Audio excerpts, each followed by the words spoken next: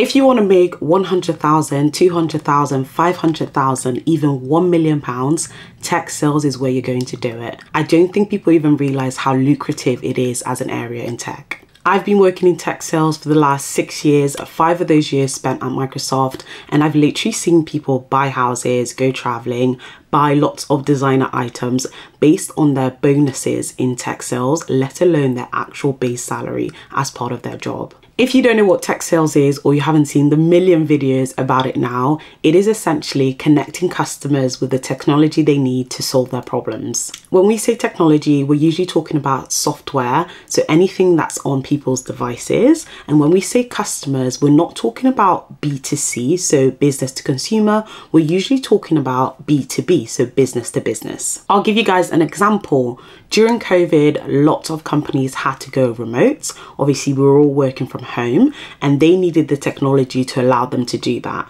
So companies like Microsoft and Zoom would have sold that technology to those companies in order for them to be able to work from home.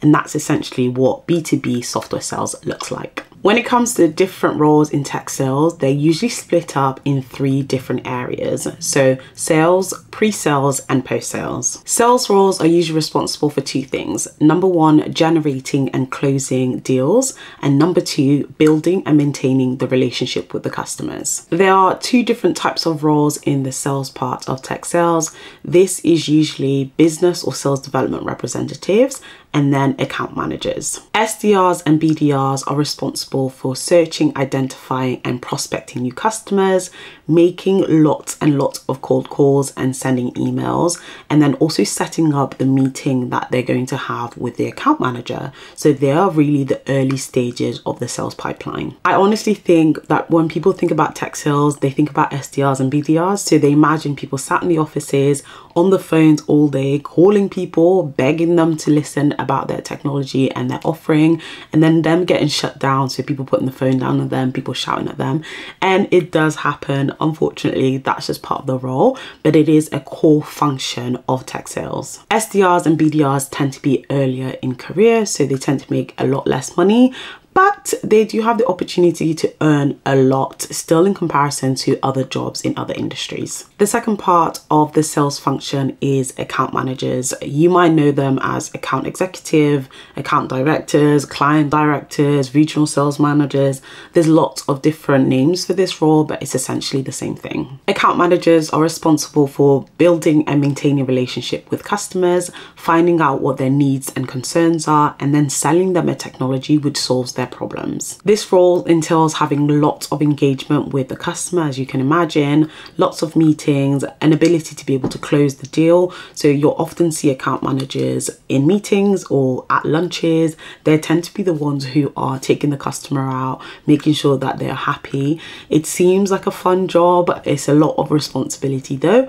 And to be honest, account managers, when it comes to money, they tend to make the most out of everyone else just based on how their bonus structures are set up. We then have pre-sales, which is where I work, and pre-sales jobs are responsible for designing and presenting the best technology solutions that meet the customer's requirements. In pre-sales, we are essentially considered the technical experts of the sales cycle, and we do things like present, demo, whiteboard, and essentially anything to help the customer understand the value of the technology they plan on buying. In the pre-sales function, there are a number of roles which tend to span from not so technical to very technical, and these roles are usually specialists, engineers, and architects. Pre-sales roles are great for anyone who absolutely loves talking to customers but is still technical, but doesn't want to be too technical, so doesn't want to be like a software engineer and code every day.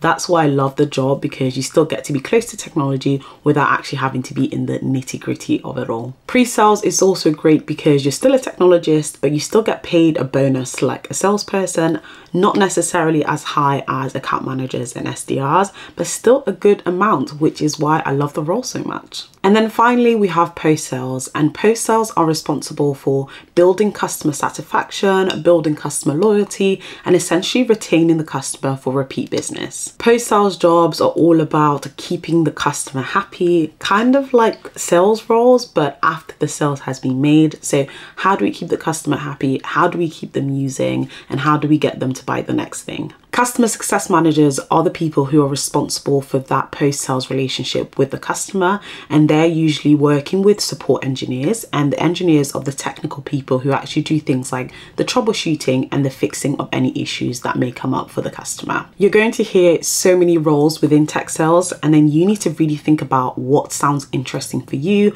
based on the skills and experiences that you have. Do you want to be a salesperson, have a really high target, high pressure role, but also have the ability to work with some amazing customers and make a lot of money? Or do you want to be a pre-sales person, still talk to customers, still work with them, but focus more on the technology? Or do you want to be post-sales, which focuses on like training and making sure the customer is happy, or doing things like troubleshooting and fixing? So many roles, just think about what would work well for you. A lot of people always ask me what skills you need to work in tech sales. And honestly, I think there are two key main skills that everybody needs. Number one, product knowledge, and number two, sales acumen. You need to be able to learn technology and understand it, and then find a way to articulate it back to the customer in a way that's good enough to convince them to buy. These are not easy skills to have, but there are certainly things that everyone can learn. So if you're interested in tech sales, make sure you focus on understanding which technologies you're interested in and which technology you'd be willing to learn, and then think about the other skills that you need in order for you to interact with customers. You need communication skills, negotiating skills, influencing skills. All of those skills are also really important. You can literally start building your product knowledge today. So think about a solution that you're interested in and then just start doing the training on it. Most companies, most SaaS companies, so software as a service companies, as part of software sales, will definitely have training on their solution. So just think, if I'm selling this solution to a customer, what would they want to know? Like, for example, this iPad, what would a customer be interested in knowing if I was selling this to them? And that will make it so much easier in regards to thinking about what exactly you need to know to be successful in a software sales role. As I said, software sales is quite a lucrative area in tech, and the average salaries will span differently depending on the role that you're in. Someone who's a sales development representative is not going to make the same as someone who's an account manager, and is certainly not going to make the same as someone who is a solution architect. Lots of different salaries based on the area that you're in. But what I'll do is I'm going to pop the average salaries both in dollars and pounds on the screen right now. And that gives you an opportunity to think about which area you'd be interested in based on what your salary expectations for a role is. The main thing to remember when it comes to tech sales salaries is that it's not just your base salary. Most people get into tech sales because of their bonuses and the potential to earn. Most people who work in tech sales, especially people who work in sales and pre-sales, tend to get what we call a revenue bonus. A revenue bonus is a bonus which you tend to make off the revenue that you've made for the company. It's in the name, but essentially when you close a deal or help close the deal with the account manager as a solution engineer would, then you get a percentage of the deal amount. The amount that you get depends on the role that you're in and the company that you work for. When it comes to the role, people who work as account managers tend to get a bigger chunk of the bonus than people who are like solutions engineer or solution architects, because they're considered the people who close the actual deal.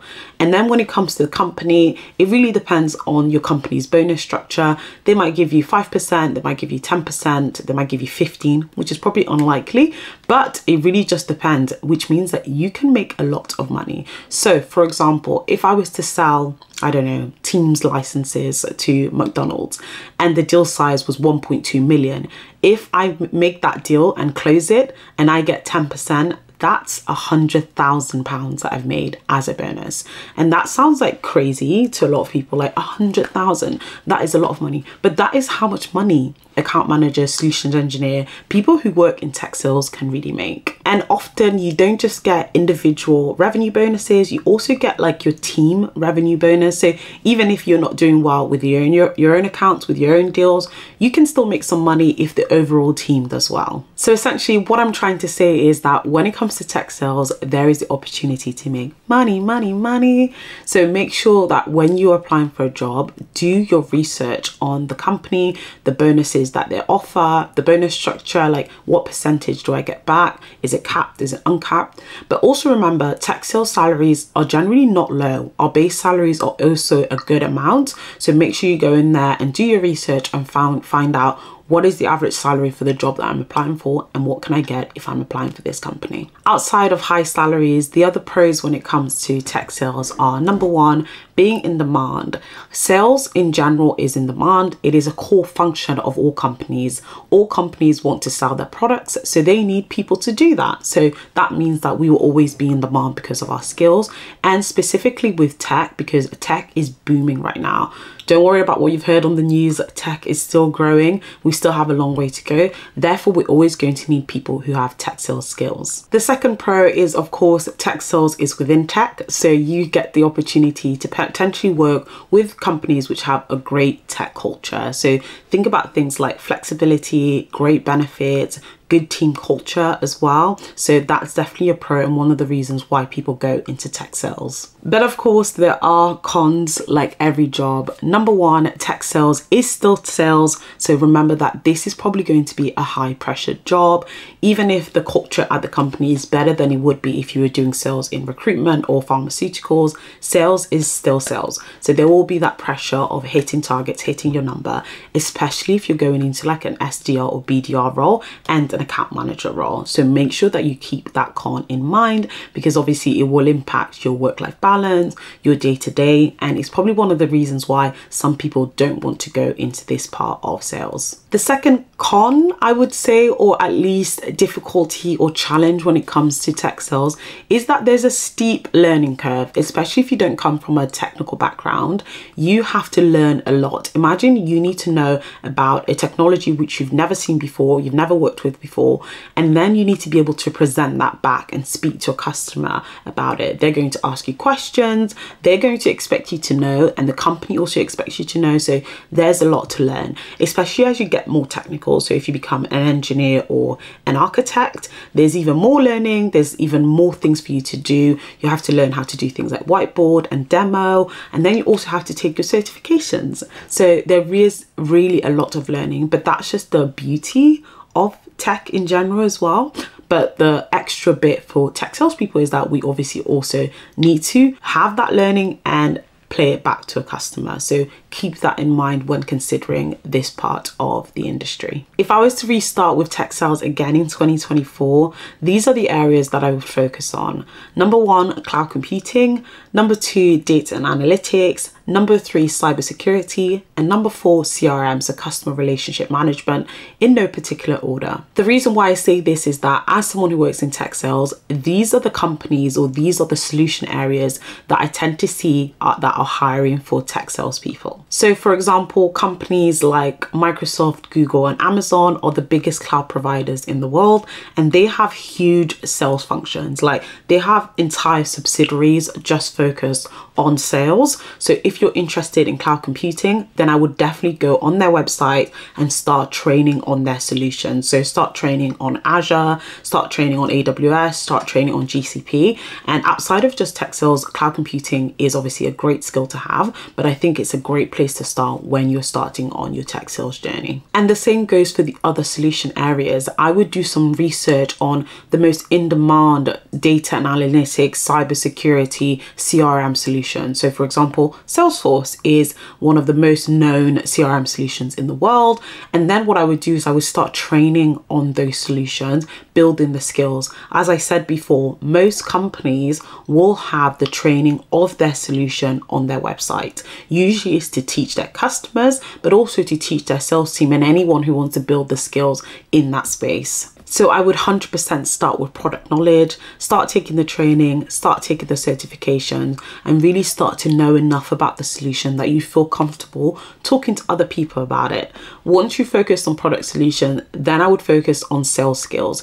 If you already have sales skills, then I would start to demonstrate that on my resume as much as I can. It is a transferable skills. You don't need to have had sales skills from tech sales to work in tech sales. You could have had sales skills from recruitment, from pharmaceuticals, from cars, from anywhere else. So start demonstrating that on your resume. If you don't have sales skills, it's time to get some. Most people start in tech sales in pure sales roles, so SDR, BDRs tend to be early in career entry level roles. So if you're interested in starting there, then I would 100% focus my attention on getting an SDR or BDR role.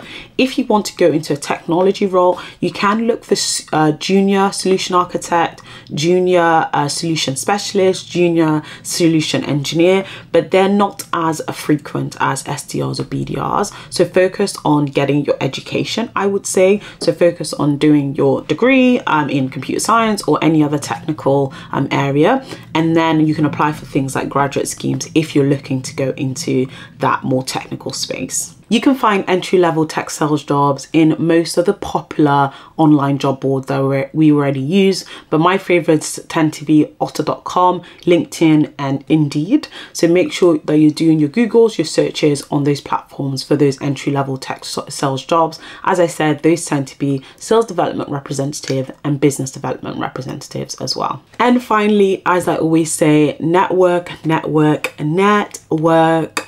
If you're new to this industry or you're new to a role, you need people to help you to get in, to get started. So make sure you're doing your networking. You can do networking in person, so use websites like LinkedIn to find tech sales events, or just tech companies that are hiring for tech sellers and are having events. So make sure you look for those.